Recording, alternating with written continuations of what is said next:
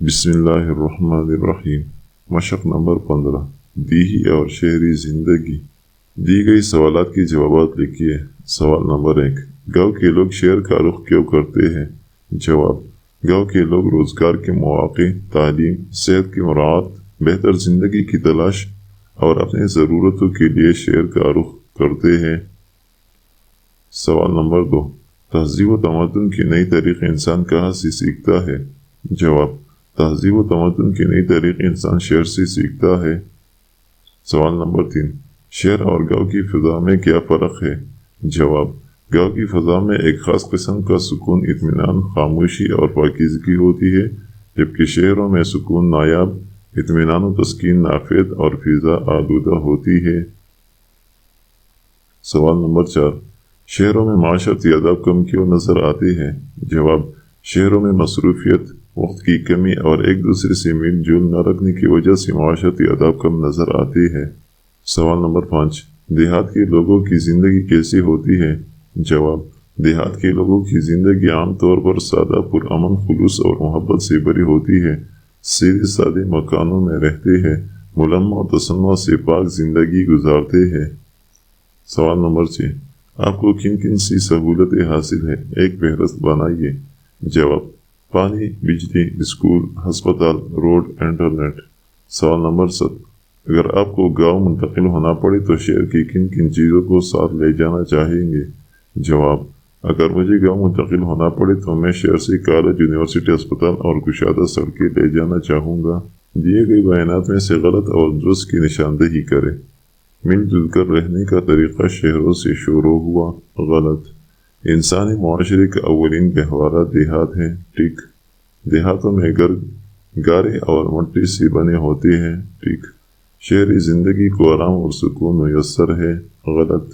شہروں میں سڑکیں تارکول سے بنی ہوتی ہے۔ ٹھیک۔ سوال نمبر 8، درج ذیل عبارت پڑھیے اور آخر میں دیے گئے سوالات کے جوابات دیں۔ شہر میں سڑکوں پر گاڑیاں ہی گاڑیاں نظر آتی ہیں۔ چوکوں، چوراہوں اور بازاروں میں ہجوم اتنا ہوتا ہے کہ کوے سے کوہ چلتا ہے۔ تفریحی مقامات پر بھی تل ڈرنے کو جگہ نہیں ملتی۔ یہ کسی ایک موقع کی بات نہیں بلکہ ہر دن کی بات ہے اور آئے روز اس ہجوم میں اضافہ دیکھنے کو ملتا ہے۔ اس کے مقابلے میں گاؤں کی زندگی میں سکون نمایاں ہوتا ہے۔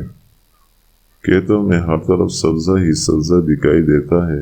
سبزہ آنکھوں کو تراوت بخشتا ہے، دل و دماغ پر اچھے اثرات مرتب کرتا ہے۔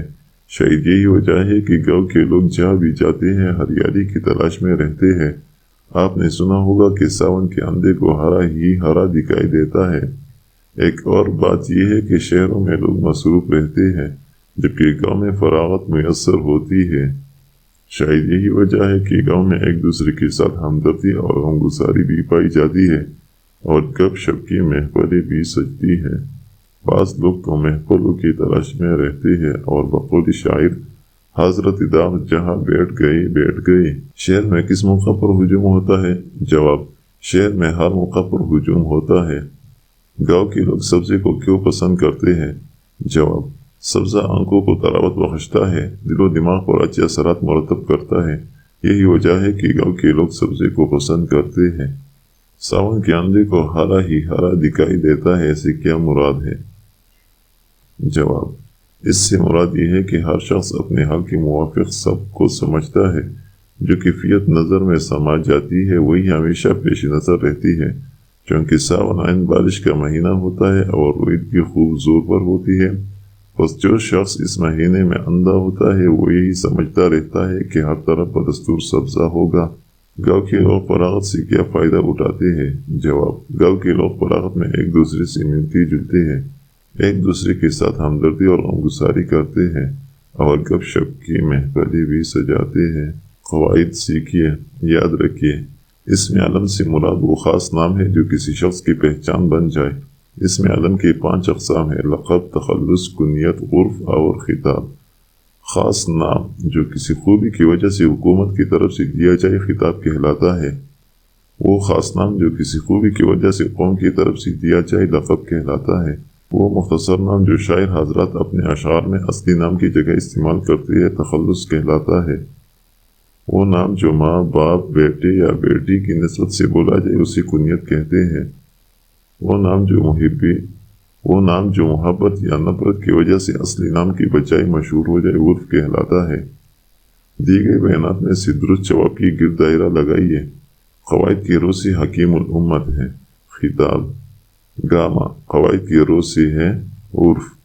شاعر یا ادیب جو مختصر نام اصلی نام کی بجائے استعمال کرتے ہیں وہ کہلاتا ہے تخلص۔ وہ خاص نام جو کسی خوبی کی وجہ سے قوم کی طرف سے دیا جائے کہلاتا ہے لقب۔ جائزہ نمبر 3، سوال نمبر 1، دیا ہوا پیراگراف پڑھ کر نیچے دی ہوئی سوالات کے جوابات تحریر کریں۔ حسن کا پیشہ پہاڑوں سے پتھر توڑنا تھا۔ وہ ان پتھروں کو تراش کر انہیں مکانات کی تعمیر میں استعمال کرتا تھا۔ ایک دن حسن اپنے 2 بیٹوں سعد اور عمر کے ساتھ پہاڑ پر چٹانیں توڑنے کے لیے گیا۔ چھٹی کا دن تھا، اس لیے سعد اور عمر بھی اپنے والد کا ہاتھ بٹانے کے لیے ساتھ تھے۔ وہ بڑی مہارت اور قوت کے ساتھ بڑی بڑی چٹانوں کو اپنے ہتھوڑوں اور کلہاڑوں کی مدد سے بآسانی پاش پاش کرتے جا رہے تھے۔ صبح سے مستقل کام کر کے ان کا جسم تھکاوٹ سے چور چور ہو گیا، لہٰذا انہوں نے وقفہ کیا، کھانے کی پوٹلی کھولی، کھانا کھایا اور کچھ وقت قلولہ کیا۔ قلولے کے بعد وہ ایک بار پھر تازہ دم ہو گئے۔ اب سعد اور عمر اپنے والد کے ساتھ مل کر جس چٹان کو توڑ رہے تھے وہ ناقابل تسخیر ثابت ہوئی۔ عمر نے چٹان پر 99 ضربے لگائے لیکن چٹان تھی کہ ٹوٹنے کا نام ہی نہیں دے رہی تھی۔ اب سعد کی باری تھی۔ سعد نے اپنی پوری قوت کے ساتھ اس چٹان پر ضرب لگائی۔ سعد کی پہلی ضرب پر ہی چٹان پاش پاش ہو گئی۔ سعد اس کامیابی پر پورے نہیں سمایا اور احساس تفاخر کے ساتھ کہنے لگا، دیکھا عمر، میں تم سے زیادہ طاقتور ہوں۔ تم جس چٹان پر 99 ضربے لگا کر توڑ نہ سکے وہ میری ایک ہی ضرب سے پارا پارا ہو گئی۔ اس پر عمر تیش میں آ گیا، کہنے لگا، نہیں سعد، در حقیقت میری 99 ضربوں نے اس چٹان کو اتنا کمزور کر دیا تھا کہ وہ تمہاری ایک ضرب پر ذرہ ذرہ ہو گئی، اس لیے اصل قوت میری ہے۔ اس سے پہلے کہ سعد اور عمر کی یہ بحث طول پکڑتی، حسن نے اس جھگڑے کو بڑی دانائی و حکمت سے سلجھاتے ہوئے کہا، اے میرے بیٹوں، یہ چٹان تم دونوں نے ہی توڑی ہے۔ اے سعد، تمہاری ایک ضرب اس چٹان کو ریزہ ریزہ کرنے کے لیے کافی نہیں تھی، اور اے عمر، تمہاری 99 ضربیں بھی اس چٹان کو توڑنے کے لیے ناکافی تھی، بلکہ یہ چٹان تم دونوں کی قوت کا سامنا نہ کر سکی اور پاش پاش ہو گئی۔ لہٰذا میرے بیٹوں، یاد رکھو کہ باہمی تعاون اور مدد کے ذریعے سے مشکل کام آسان ہو جاتا ہے۔ حسن کا پیشہ کیا تھا؟ جواب، حسن کا پیشہ پہاڑوں سے پتھر توڑنا تھا۔ حسن کے بیٹوں کے نام کیا تھے؟